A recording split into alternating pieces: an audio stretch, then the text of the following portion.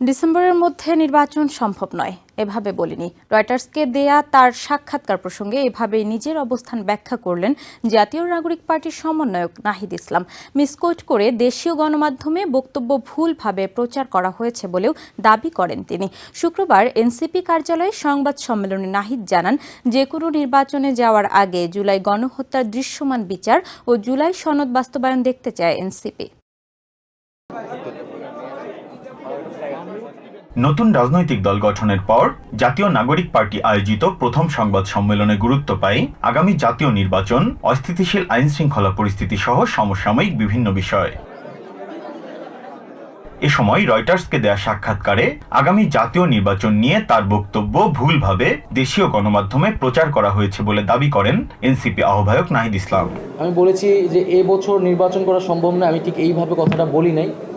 আমি বলেছিলাম যে এখন দেশের যে আইন শৃঙ্খলার পরিস্থিতি, সেই পরিস্থিতিটা পুলিশ যেরকম নাজুক অবস্থায় আছে, এইরকম নাজুক অবস্থায় নির্বাচন করাটা অনেক বেশি কঠিন হবে।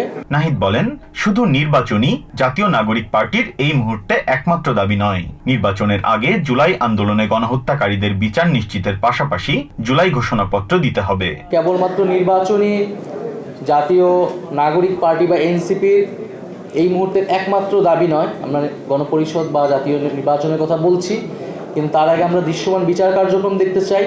জোট গঠন বা নির্বাচনের প্রার্থীর বিষয়ে অবস্থান ব্যক্ত করতে আরও সময় লাগবে বলে জানান এনসিপি আহ্বায়ক। তারুণ্যকে আমরা শক্তি মনে করছি। আমরা মনে করি যে তারুণ্যের উপর বাংলাদেশের মানুষের সেই আস্থাটা আছে।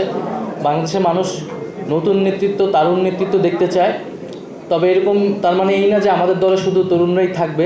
বৈষম্য বিরোধী বা সমন্বয়ক পরিচয়ের এখন আর কোনো অস্তিত্ব নেই জানিয়ে জুলাই গণহত্যার বিচার ও আগামী নির্বাচন নিয়ে নিজেদের অবস্থান ব্যাখ্যা করেন এনসিপি নেতারা। নির্বাচন কেন্দ্রিক একটা শব্দ আসলে কেন তারা শুধু নির্বাচন পিছানোর ভয়টা করে?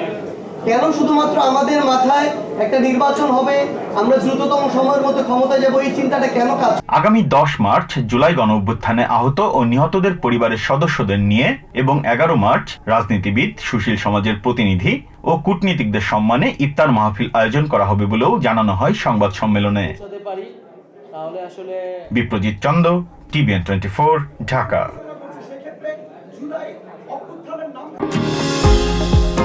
নিউ ইয়র্ক থেকে সম্প্রচারিত TVN 24 টেলিভিশন বিশ্বজুড়ে বাঙালির কণ্ঠস্বর।